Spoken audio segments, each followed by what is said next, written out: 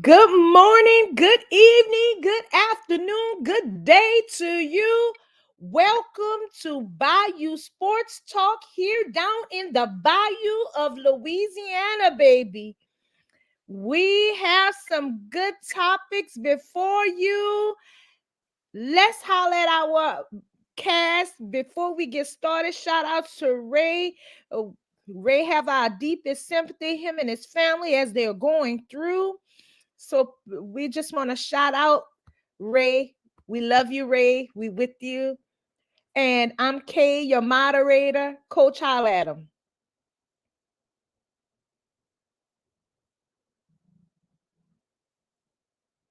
I think coaches have some technical difficulties. Uh, so we just gonna shout out the LDBC and all of the family. Shout out to you all. And hopefully coach will be in shortly. We're going to be talking about some great topics. We have boxing. We have to talk about the NBA playoffs, guys. I know you've been keeping up with things. We have open discussion. We have fact or cap. It's been hot, guys, as well as what the NFL is going to be looking like coming up. And I know you guys are ready because I'm ready for the NFL, the playoffs, and the Super Bowl as well. So, guys, we're gonna talk about in boxing, Devin Haney and Garcia and yeah, we have Coach with us. Shout out, Coach. Holla at him, Coach. Wow, what's good, family? It's me, Coach 67 Sports TV. Shout out to the awesome and amazing LDBC, Lions Den Broadcasting Community. Shout out to the greatest university in the world, the Southern University, home of the mighty Jaguars. First and foremost, we dedicating this show to our cousin King Ray. Salute to King Ray. And secondly, to everybody that's been supporting us and been rocking with us. We appreciate y'all to the highest. We appreciate y'all to the fullest. So sit back, relax, and enjoy the ride, you dig?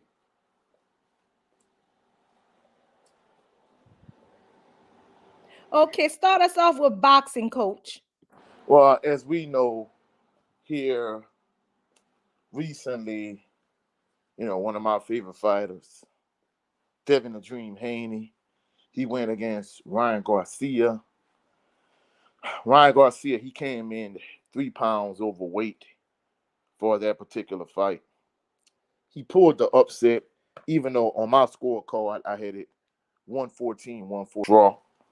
However, since that point, we had another show just kind of recapping how, it was an upset.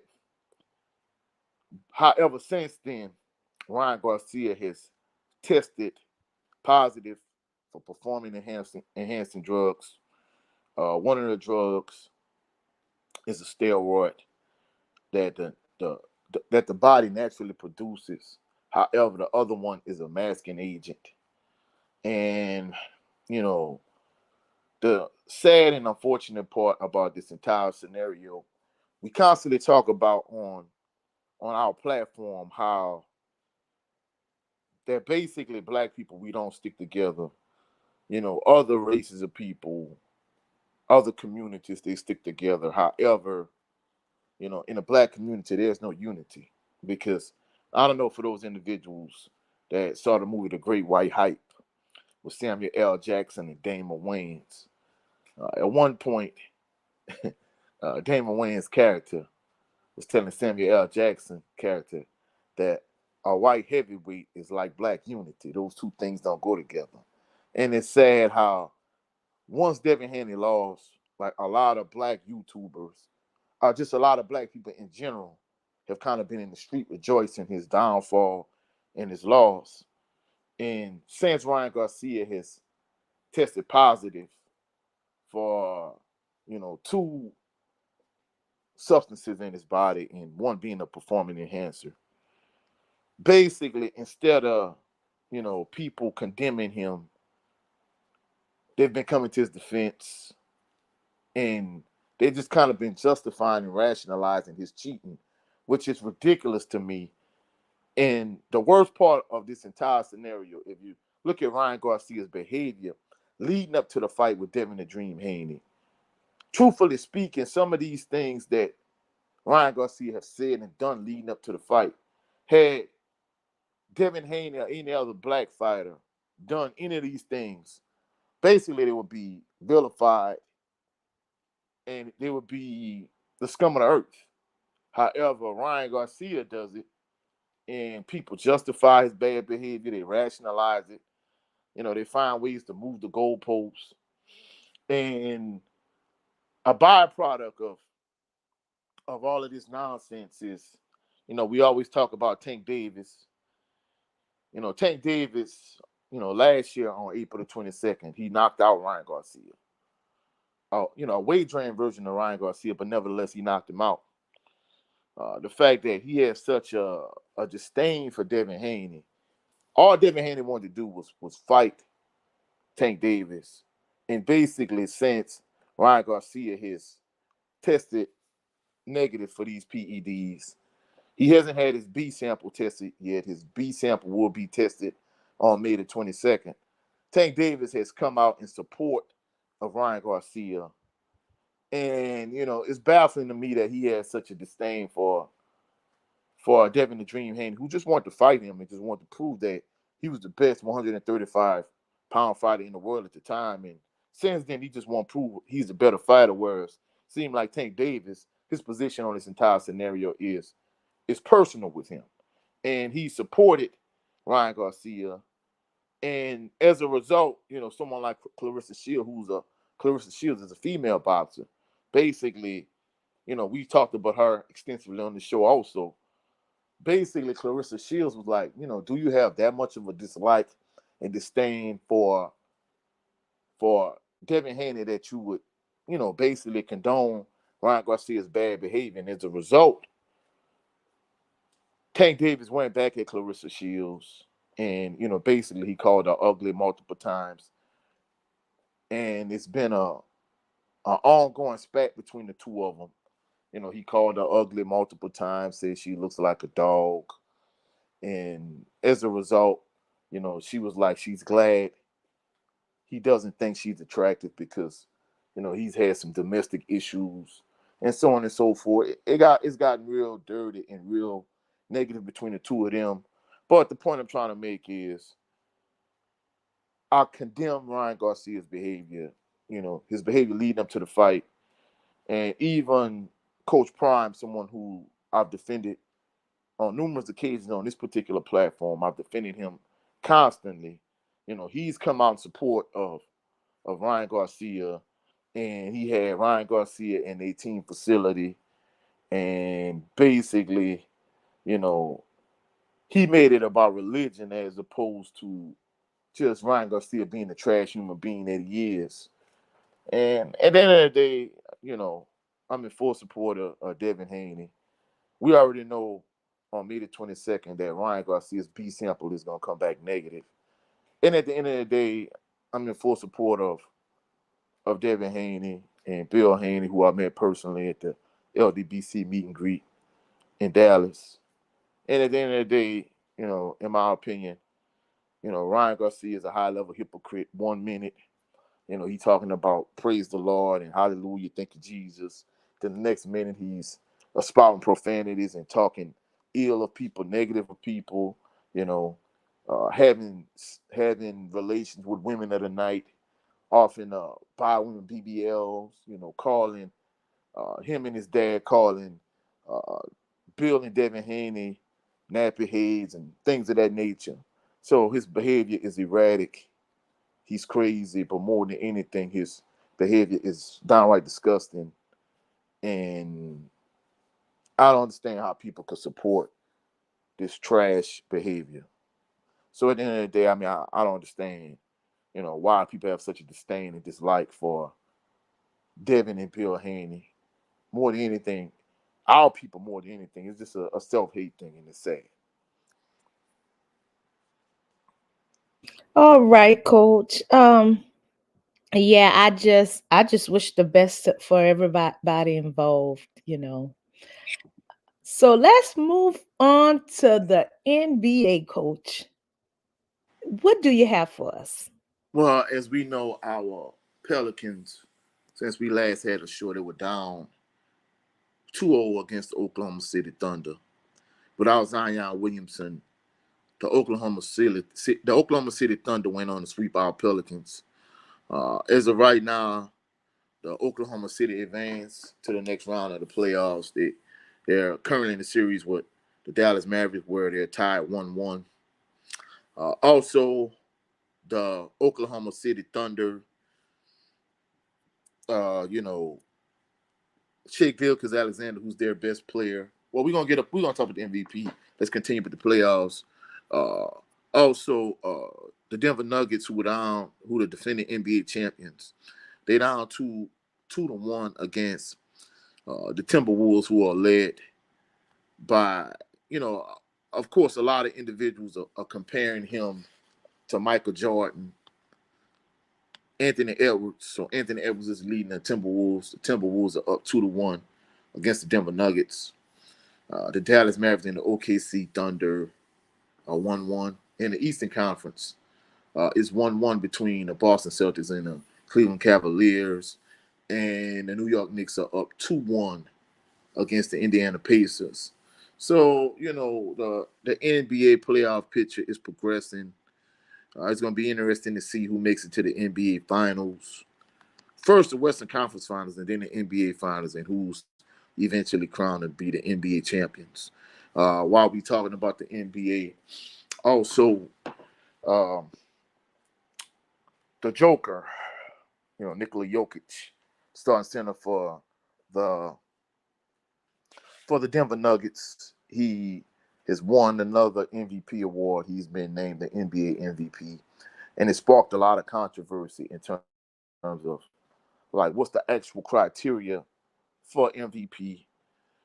Certain individuals saying that it should have went to Shea Gilchrist Alexander, the best player for the Oklahoma City Thunder, who has his team as the number one seed in the Western Conference. They were saying, someone like Jason Tatum, who's done an excellent job leading the Boston Celtics, he wasn't even considered. Luka Doncic for the Dallas Mavericks, he was in the running with the Joker and with SGA. Somebody like myself, I was a huge proponent of Anthony Edwards. More than likely, Anthony Edwards will probably be in the running next year. The Greek freak Giannis, if he's back healthy, he'll be in the running next year. So more than anything, it kind of leads to like what's the actual criteria for the NBA MVP. They was talking about how Shaquille O'Neal, how basically he was saying that SGA should have won it, and he felt like SGA got robbed the same way he was robbed against Steve Nash. And for those individuals that don't know, Steve Nash, who used to play for the Phoenix Suns, he's won two NBA MVPs, whereas Kobe Bryant and Shaquille O'Neal, they've each won one apiece. And then at one point, Shaq, now it's not even close. Shaq by far was the most dominant player in the world at the time. And then at another point, when Shaq started declining, he left and went to the Miami Heat. Kobe ascended, and Kobe was by far the best player in the world. And Steve Nash won an MVP. So it was saying, it's a travesty that somebody like the Joker, he's won three MVPs. Someone like Steve Nash won two MVPs, but in terms of better players like Shaq and Kobe in their respective primes, they were by far more dominant than either of these two individuals. And they only have one apiece. Steve Nash has as many MVPs as Shaq and Kobe combined. So at the end of the day, it just kind of, we just kind of looking at the criteria like, is it the best player in the world? Is it the best player on the best team? The best player on the team with the best record? It seems as if there's no concrete way of determining who should be the MVP. Because they were saying in Jordan's era, like literally, you could have given Jordan the MVP, like literally every year. But of course, during Jordan's prime in his heyday, Charles Barkley won the MVP. Karl Malone won the MVP. Say that the same thing with Shaq when he was dominant. Steve Nash got a couple. Kobe only won one, and even LeBron, LeBron has won multiple MVPs, but LeBron, he literally, you could have made him MVP every year. So more than anything, it kind of highlights the inconsistency in the NBA, and more than anything, they were saying is a race based award in terms of they can kind of move the goalposts however they see fit. They could change the narrative whenever they feel like it. So it's just kind of difficult to say like what's the real criteria for the NBA MVP. Me personally, I always thought that you should determine the MVP, once the finals was over. But you know, according to the NBA, they feel like it's a regular season award. You shouldn't take into consideration what individuals do in the playoffs. So, everybody has their own, you know, belief about it.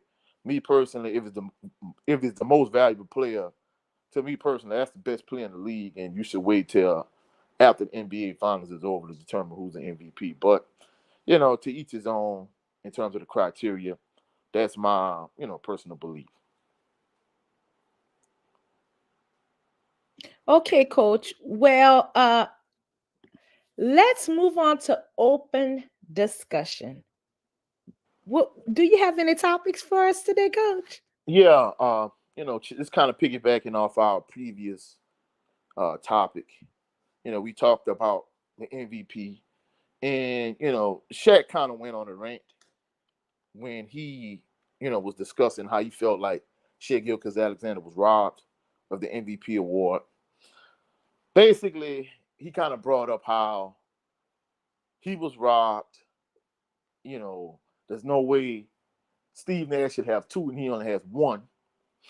And then, of course, Shannon Sharp, he kind of chimed in. And basically, Shannon Sharp was saying that he kind of felt like Shaq was hating on the Joker a little bit. And then Shaq, he made it a personal thing. He was saying that in terms of, you know, from a monetary standpoint, in terms of fame, recognition, so on and so forth, in a variety of different categories. Like he's bigger than Shannon Sharp will ever be. He kind of made it a personal thing. So Shannon Sharp, he kind of came back with a rebuttal. He was saying that he never said that he was as rich as Shaq. He never said he's as famous as Shaq. He just was saying he wasn't taking a personal shot at Shaq. He just was saying it just kind of came across as a little bit personal in the context of, Shaq going on his rant when Joker, basically the TNT crew, Shaq, Chuck, Charles Barkley, EJ Kenny, they was interviewing the Joker, and basically, he was saying that, Shaq, he kind of made it more about himself than it was about the Joker. So, my open discussion topic is, why do individuals, because, Shannon Sharp has talked about how he praised Shaq on multiple occasions, but it just kind of blew in the wind. However, the one negative thing he said about Shaq, it kind of brought this negative reaction to Shaq, where Shaq kind of made it a personal thing, and other individuals took it even a step further because recently, Shawnee O'Neal Henderson, Shaq's ex-wife, she came out with a kind of tell-all book, and she was saying that she never really loved Shaq, and she felt like she was more in love with being married to an NBA superstar and the lifestyle and the monetary gain that she was able to gain from it, so on and so forth. And they were saying how basically he kind of gave her a pass. He was saying that maybe the reason why she never loved him because he wasn't a lovable guy at the time. He kind of took the high road when it came to Shawnee, the mother of his four children, his ex-wife. But when it came to Shannon Sharp, he got down dirty, and he felt Shannon Wayne low, so he was trying to hit the flow, so to speak. So my open discussion topic is: do you think when there's this dialogue going back and forth, people should get personal? What are your thoughts, Kate? Well, and see, and That's a hard thing because with if you have someone coming at you in like the aspect of his ex, since she never really loved him, and if she started I, attacking I, his no, character. no, no. I don't mean to cut you off, Key, but I'm talking about in the context of sports. They were saying how she brought up some personal stuff, and he took the high road when Yes, it came to her. But when it came to yes, Shannon Sharp, I he just was talking about yes, from a sports standpoint, and Shaq made it personal. So they were saying that yes. basically he gave her grace, but he got personal with Shannon. So they were saying, just from a sports standpoint, like why when people is critical of someone else, instead of them just like counterpointing with the point that the previous person made, like why get personal, that type of thing. And like I was going, Oh, I'm sorry, coach, I didn't mean I, to I cut you off. know what you were saying. Yeah, yeah, yeah. So, like I was saying, when it comes down to his ex, that is on a personal level, and she was digging into something that was on another level. He knows her personally, he knows her intimately. And then with individuals, when you're not on that level with them, you begin to pull up your guards. And so he felt like Shannon was attacking his character, attacking his um his career. He just became defensive instead of seeing in what aspect he was coming at. So, and that's the thing with people, when it's someone close to you, they may, and especially when you still have love for them, they may not be quick to throw up their fist to fight, versus someone throwing up their guards and ready to go to battle with someone. And I feel like that's the case. He may have been quick to go to battle when it came down to Shannon. I mean, I understand what you're saying. You made an excellent point. However, I understand that she knows him intimately, and but to me, she threw him under the bus, and basically, I mean, even if I was one of their four children, I'm like, wow, like, she never really loved dad. I would think that way. Whereas on the flip side, Shannon just talking about basketball. So I understand what you're saying, but to me, it's ridiculous the fact that she was able to say this and he was like, "Hey, I wasn't a lovable person." Whoop de whoop de woo. But when it came to Shannon, who's just simply talking about basketball, he just got so defensive and so personal, saying that, "Hey, I made more money than you could ever make. I'm richer. I'm more famous. If you really want to learn how to get to the money, come." And I'm like, why, bro? Like, why so defensive? I mean, that's just my take on it. But you made an excellent point, though. Yes. So it's a touchy thing when it comes down to someone you don't know versus someone you know personally.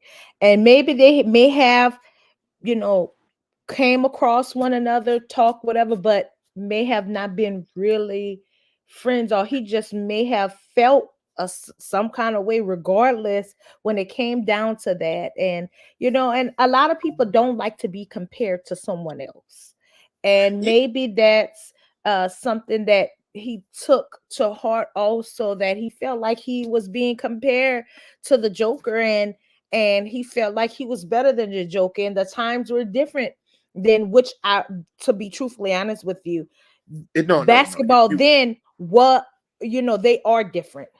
no, no, no. I feel like things are, not, back then it was just more down, dirty. I'm not saying, I don't want to say dirty, but down to It the. definitely was a more physical brand of basketball. I know that's what Exactly, yeah. exactly. And and even with the Shaq Joker comparison, let's just keep it a buck. Man, Joker, he could not even lay Shaq's shoes in our prime Shaq. Shaq Prime Shaq was the most dominant basketball player physically I've ever seen in my entire life. And my thing is, and Shannon made it clear, like, hey man, I don't have no beef with you. I'm just talking about it from a basketball perspective. I felt like, he was saying he felt like from an interview, like, hey, basically, you kind of made it about you, and basically the Joker deserved better than that. It shouldn't have been about you. You feel like Shea should have won it, cool, but and Shaq, I don't know, I think to a certain degree he made it about him. But truthfully speaking, Shaq was right. I feel like SGA was robbed to a certain degree. And I think Shaq took it personally because, truthfully speaking, man, there's no way Steve Nash should have two MVPs, whereas Shaq and Kobe only have one apiece. So I think he kind of did get in his feelings, but I think at the same token, I think he rightfully so, there's no way Steve Nash should have more MVPs than Shaq. I don't care what nobody say. But I felt like he kind of went at the wrong person, if that makes sense. I mean, Yes, and I there's no way. agree. I think he, and that was the what I was saying, that he didn't really give him a chance to really understand what he was saying. And because I used to like Shaq, when he was in the league, and that time in basketball is different compared to now. And basketball has to evolve with the times. That's why the rules has changed, and the way they do things. And because like the game the other night, and when I can't, it was Boston, and they called the foul. He was barely tapped, and I was like, you you get it's just too touchy. If you barely touch someone, you get a foul. Things like that. To me, it's just back then, if someone touched you, oh, it was no big deal. And now Oh it's no. like, Oh, it's different. you 100% accurate because, truthfully speaking, Shaq was so physically dominant. Literally, he was getting beat up every night because Yes. players physically they just couldn't match up with him. He was so much bigger than everyone else physically, and then in addition to that, he was so much stronger. So referees really didn't know how to officiate him. And in addition to that, just to kind of get a little upper hand, they would foul him all the time. You couldn't call a foul every time they actually fouled him because the opposing team's bigs, all of them will foul out every game because they were literally hacking him, literally. So that's why the hacker Shack thing came into play because, you know, teams couldn't stop him. They couldn't even slow him down. So he wasn't a great free throw shooter. So just to kind of, you know, balance things out, they would just intentionally foul him and send him to the free throw line. And that was one of his downfalls also, because he wasn't a great free throw shooter. So Yeah, they knew he that's wasn't another gonna thing too. dominate that area. Well, I mean, I think there were ways he could have got around it in terms of improving his free throw percentage. Oh, I He agree didn't want to shoot totally, the. totally. I mean, he didn't want to shoot. I mean, he practiced the free throws a lot, but you got to realize, to Shaq, a free throw, a basketball was like a tennis ball. People don't realize how big this human being is, how big his hands are, and as a result, basically, he should have did one or two things. Either he should have just shot the underhanded Granny Smith style free throws, which he did not want to do. I think, from an image standpoint, I don't think it really aligned with what he was trying to present himself as. Or, like Kenya Martin brought up a few months ago in Gil's Arena, he should have stepped back like maybe a couple feet off the free throw line and shot his free throws. But either or, Shaq was a great player.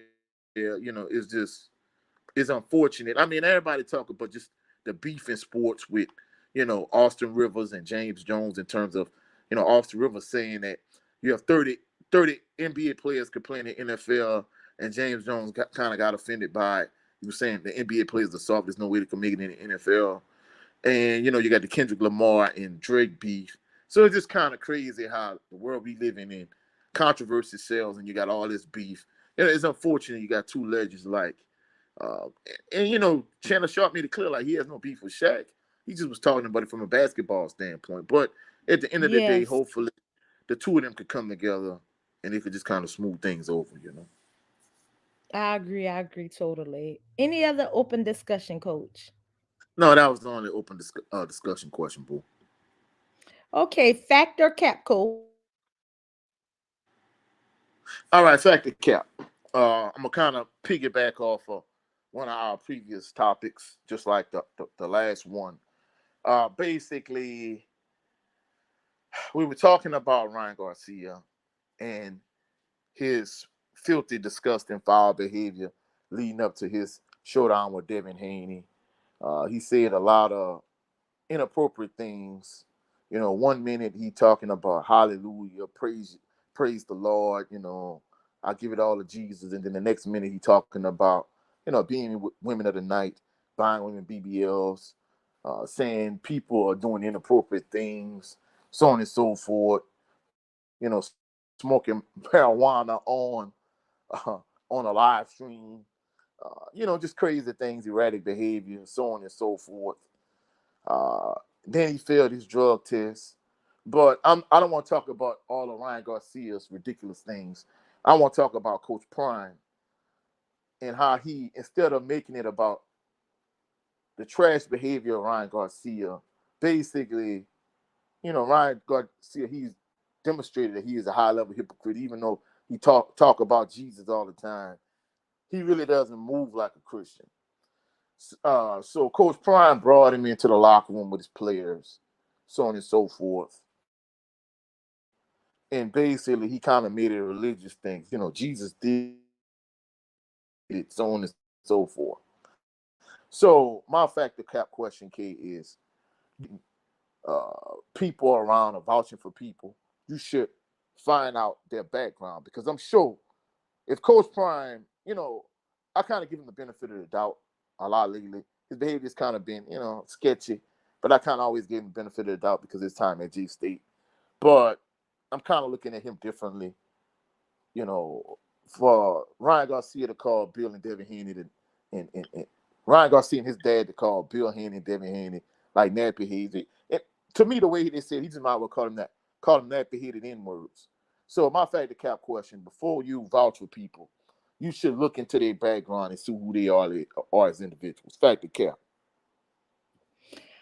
Um, I it's kind of hard because people can change, but I really feel like I'm leaning towards fact because there's not too many people who won't show you their true colors, and for him to say he is a Christian and say something so disrespectful as that, uh, that is that wasn't a Christian like move. So if and that's the thing, people use the word Christian so loosely. you know they think Mm-hmm. because they know God, they're a Christian, but that doesn't make you a Christian. So that's something that I really feel like he should have really test the waters on before he started to bring him into his circle and call himself a friend to, and he doesn't even care for him, if that Yeah, makes and I mean, sense.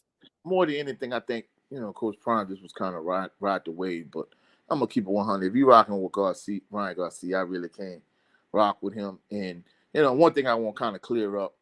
I know a lot of individuals, kind of like Coach Prime, they was kind of unaware of Ryan Garcia's antics and behavior. But even King Ray, he was saying that he liked Ryan Garcia. He didn't mean as an individual. He meant as a fighter. But once he kind of found out, and I kind of educated him about what Ryan Garcia like was doing leading up to the fight, his position is kind of changed. But more than anything, I think when you're someone on Coach Prime's level, before you vouch for people and bring them around your players and into your facility, you kind of have to kind of check yourself. kind of fact check, and I'm gonna be truthful. One of the reasons why I really kind of I'm not rocking with him no more. I think more than anything, I think he was just kind of looking for opportunity to kind of get the spotlight. I think even if he did know all of these things about Ryan Garcia, I still don't think that would have changed anything. That's part of the reason why I'm really, not rocking with him no more, because truthfully speaking, he's done questionable things since he left J State. But to me, I think it's the kind of icing on the cake, and I'm just kind of off the Coach Prime bandwagon, so to speak. But back to UK. Do you think, and this is my factor cap, and I have two. My first, do you think, with that being said, do you think Coach Prime is selling out on his ride to a higher success, basically, with the publicity that Colorado is bringing him, and just, on this high? Do you think he is losing sight of things? Factor cap. Oh, that's big fact, boo. I mean, I think that's one of the reasons why I'm really not rocking with him. I mean, don't get me wrong. When he came to J State, he another one that he said the Lord led him to Jackson State, so on and so forth. Cool. When someone says something like that, you don't know him personally, you kind of tend to give him the benefit of the doubt.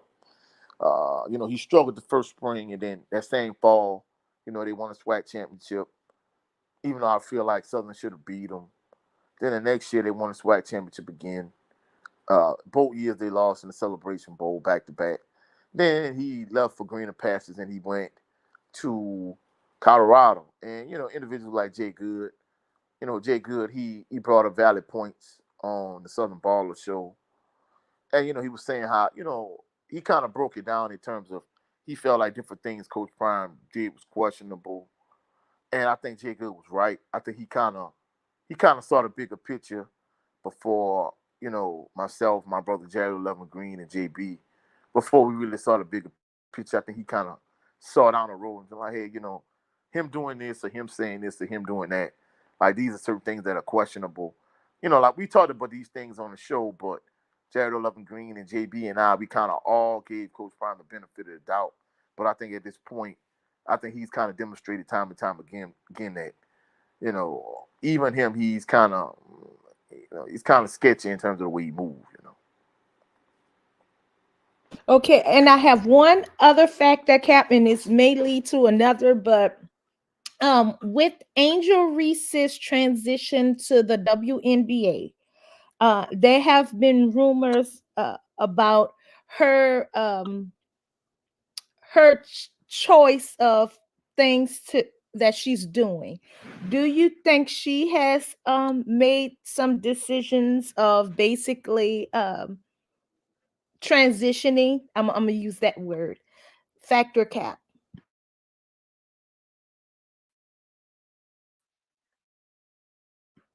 Coach, are you there? I strongly disagree. We're losing you, coach. You're going in and out.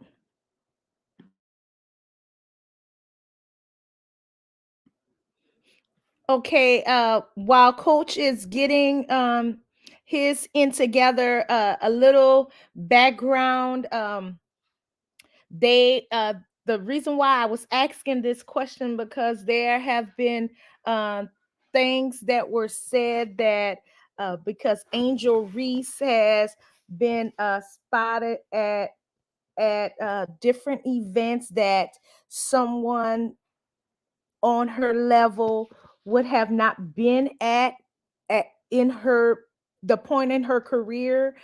And so um it is, people don't think, like, she was at the Met Gala, and they said how she had the basketball over her eye and things of that sort. And I think in her spot that she's in, she gets a lot of attention. And so I feel like, you know, she may have not been at that point yet, but when you get a lot of attention, how do you navigate through so much attention? Do you fall back? Do you embrace it? What do you do? Coach, what are your thoughts? Can you hear me, kid? Yes, I can. What are your Uh, thoughts? well, I'm gonna be truthful. A lot of individuals has kind of been speculating on this. I disagree. I'm gonna be truthful. I'm not saying that devil worship isn't a real thing. Is illegitimately is, despite what people might say. However, I really don't subscribe to this Illuminati type stuff. A lot of individuals are pointing to her going to the Met Gala, then her taking a picture at the Met Gala with the basketball in front of one eye, and the fact that she scored 13 points prior to going to the Met Gala, and since going to the Met Gala, basically she scored like 48 points. To me, I really don't buy in or subscribe to that.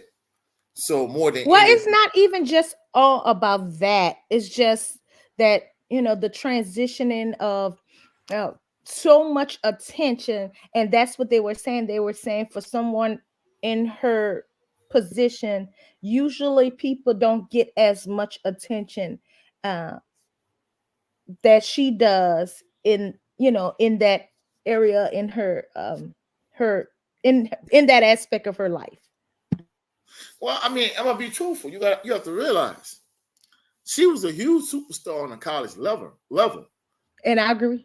And I mean, don't get me wrong. I know many individuals can say that, hey, you have other individuals like, I mean, we talked about it. You got people that were bigger stars in college, in the college game, like Maya Moore, like Skylar Diggins, like Shamika Holscott, like I mean, I just kind of could go on and on and on and name players that were far bigger stars in college than when they made it to the WNBA. So I think more than anything, the NBA has kind of capitalized. WNBA has capitalized on the the notoriety and the success of Caitlin Clark and Angel Reese in the college game. They should have been doing this years ago in terms of promoting the star as opposed to promoting the brand. And somebody on her level, I mean, she's just transitioning to the next level from the standpoint of she has a bigger platform now, so she has more eyes on her more than anything. But uh, did she go behind closed doors and do something inappropriate to ascend to another level? I don't subscribe to that. No, I'm not saying, like I said, I'm not saying it's not a real thing from a standpoint of people believing those type of things, but why is that always attached to like black athletes? Like, hey, LeBron James did this, or such and such did this, or such and such did that. Like, why is never attached to white celebrities or white individuals? You know what I'm saying? Why is always, the black athlete? Oh, she did this, or LeBron did that. We never. I'm gonna be truthful. I wouldn't, but just say, figuratively speaking, let's say it's a real thing. Hey, if I signed up for this today or tomorrow, and I say, all right, throw me in the NFL or NBA, first of all, at my age, I'm too old. Second of all, to play in the WNBA, the NFL, or the NBA, any professional league, you have to be a freak of nature athlete. There's nothing nobody could kind of give you to make you an NBA superstar, NFL superstar, WNBA superstar. Either you have that God-given ability or you don't. So I couldn't sign up for whatever they claim these individuals signed up for, and just all of a sudden overnight be an NBA player, NFL player, or even we just gonna say as a YouTuber. I can't just snap my fingers tomorrow and have like 100 million subscribers on YouTube. Like, you kind of gradually have to build. And despite what people might say, she's gradually ascended to the point where she is now. She didn't just wave a magic wand and she's there overnight. So that's why I don't subscribe to this entire notion. Okay, and with that being said, Coach, I wanna ask you this because you brought this up when you said about the Shawnee O'Neal and Shaq situation. Do you think that with her putting out the situation of her not really loving Shaq, and as well as her not really and she said it would be in the book and she explained it all. Do you think that this is all for attention, and is it all for negative attention, positive attention, or just attention in general? Because I just feel like as a first lady, you should be drawing positive attention to you, as well as helping mold other individuals, because with the basketball wives spotlight, the basketball wives isn't positive light. What do you think, coach? Well, I think you're right. I mean, let's be clear first and foremost. The reason why she's she kind of says she don't love him, or she never really loved him, just to promote her book.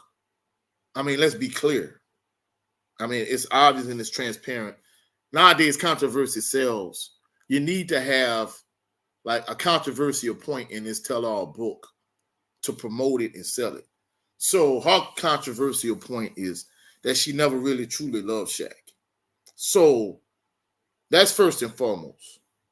Second of all, you know, just to kind of reiterate your point, if you're gonna be a first lady, if she's married to a pastor, first and foremost, I've been I've dated, I've been married, and a lot of times when you're in the courtship phase, you kind of overlook people's flaws and shortcomings. But where I'm at the point at this point in my life, if a young lady I was dating told me like, "Hey, I was married to this guy and I never really truly loved him," I'm gonna be truthful based on my experience. I would just kind of like sit back and look at this individual and question like, is this someone I really would want to be with? Because if anything, Correct. it's more of an indictment of you as an individual more so than him as a husband. I mean, don't get me wrong. We know he had a relationship with Corinne Stephens, and he had a lot of extramarital affairs while he was with Shawnee. And I'm not doubting that. But the thing I like about him from his perspective, he's taking 100% in full accountability for everything he's done wrong, for all of his actions.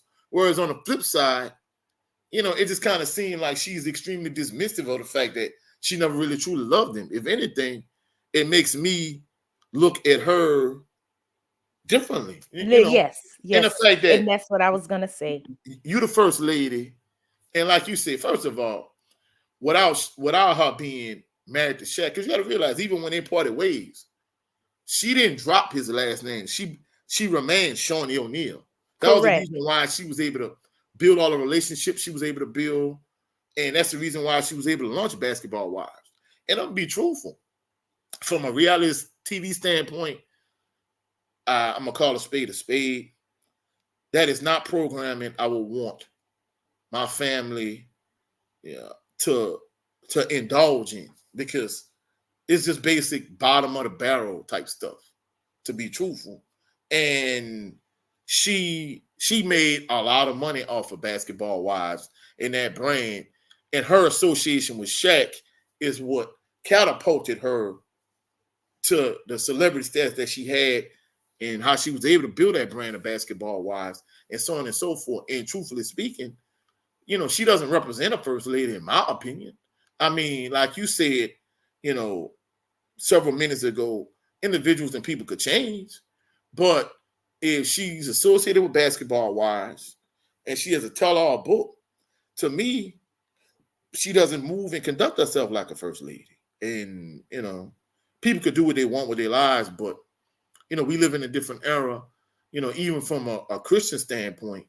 You got individuals like Ryan Garcia that can get out here and do whatever and say whatever, and they just figure, hey, if I repent, I'm gonna be forgiven for everything. But you have to realize it comes a point where if you habitually and perpetually, doing whatever you're doing, I mean, at some point you're not presenting yourself as a Christian. So her, writing this tell-all book and basketball wise, being a part of her past and her brand. I mean, I don't know if she's really first lady material. I mean, I'm not trying to judge her harshly or negatively, but I mean, the fact that she has this book out now, it just kind of makes you question her as a first lady. Yes, yes. And it's not just her, but it goes, sheds a light on him as well. Yeah, I mean, But we're I know we're getting ready to wrap up this topic, but you know, as a pastor, and I mean, I was just a man in general. The woman you married to is a reflection of you. So the fact that she's putting a tell-all book out, like what does that say about him as a pastor? If he can't lead his own household, how can he lead his congregation? preach, coach. Okay, moving on. The NFL. What do you have?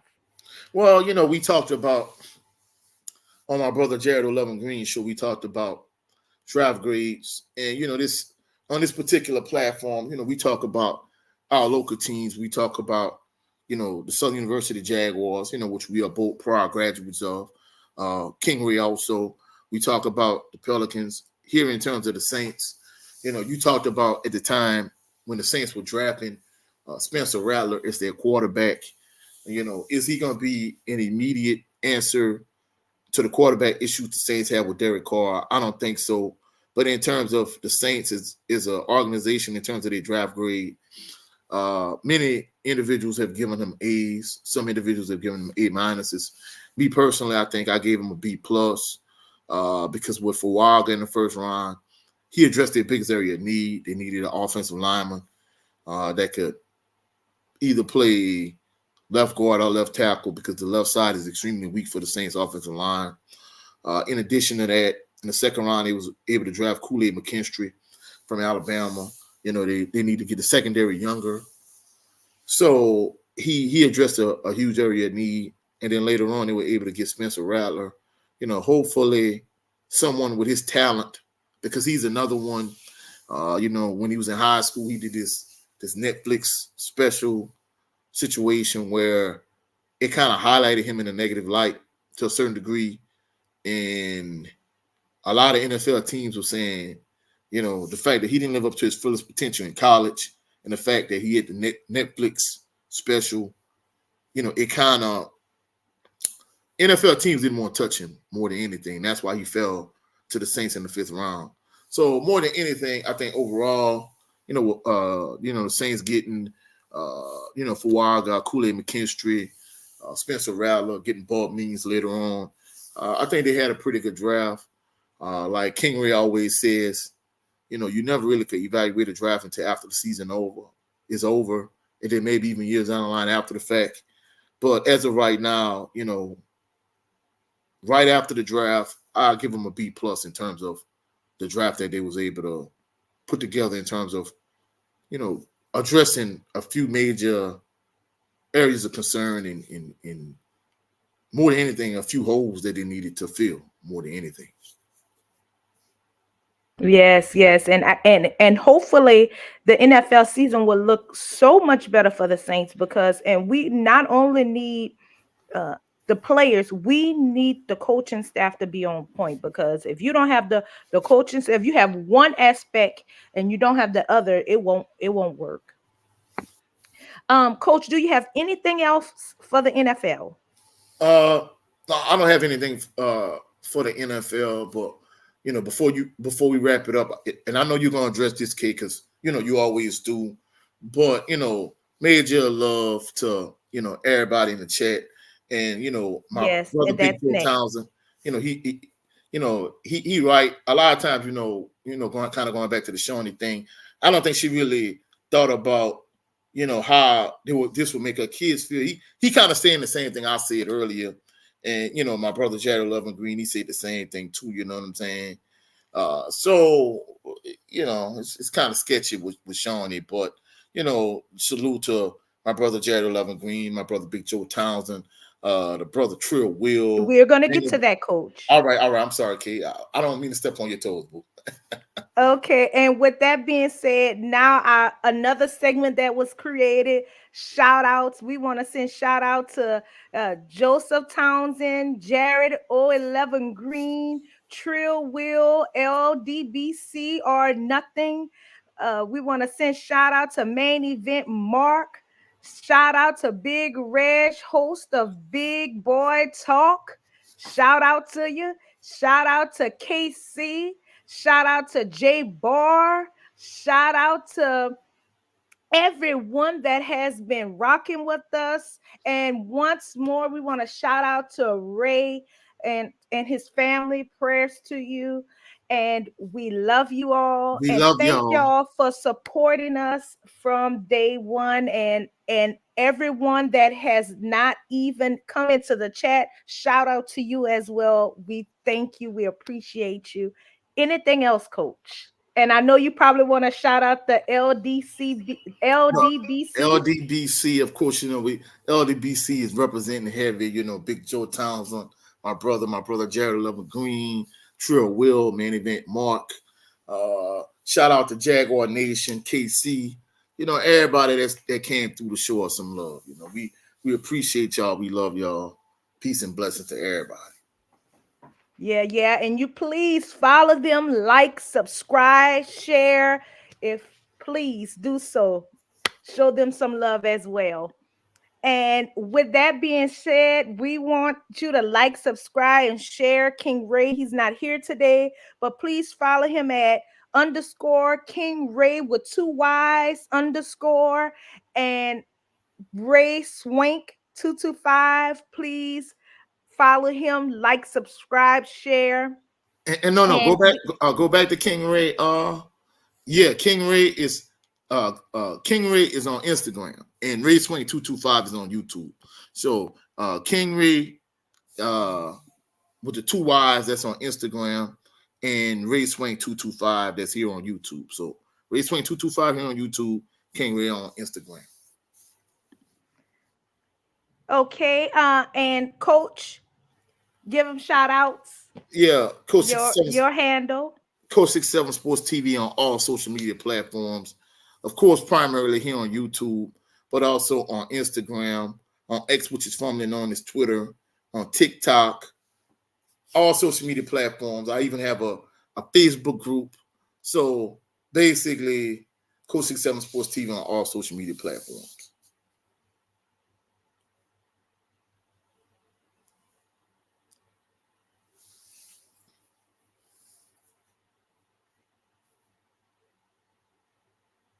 Can't hear you, Kay. I'm sorry. And our closing quote is, if my mind can conceive it and my heart can believe it, then can achieve it. That is by Muhammad Ali. Family, please like, subscribe, share, follow, and please tell someone about Bayou Sports Talk. We love you. We thank And you before we all. close out, Kay, we want to say Happy Mother's Day to all the mothers everywhere, to everybody in the chat. Happy Mother's Day to y'all wives, to y'all mothers, to y'all girlfriends, y'all Yes, significant Coach. others. A very special happy Mother's Day to Kay and the mama, and to all the matriarchs of our family. We love y'all. We appreciate y'all. Yes, thank you, Coach. Well, family, till we meet again next time. We love you. See you later. Peace and Bye-bye. blessings.